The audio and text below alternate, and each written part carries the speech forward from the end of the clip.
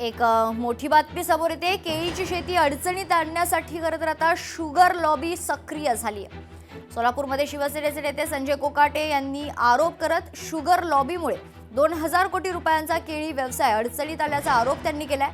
माढा तालुक्यातील टेंभुर्णी गावात उत्पादक शेतकऱ्यांचं चर्चासत्र पाहायला मिळतंय।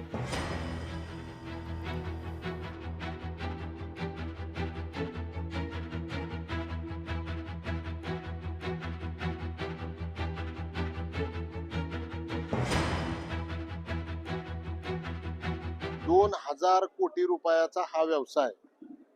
केळी उत्पादन वाढल्यामुळे ऊस उत्पादन कमी झालंय। शेतकरी जर 10 एकर जमीन असेल तर 6-7 एकर केळी लावायला लागला।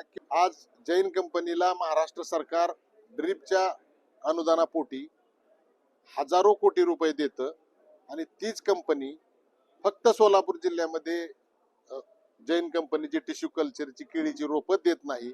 या मागे सुद्धा काहीतरी षडयंत्र आहे। आज दर पाडले जात आहे। अचानकपणे 10 दिवसामध्ये जे दर 30 रुपयावरनं 2 रुपयावर कोसळले, त्याचं कारण आपण सांगावं।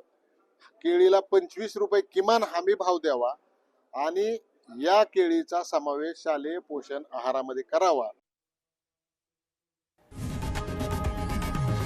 लोकशाही मराठी ऐका, पहा, जागरूक रहा।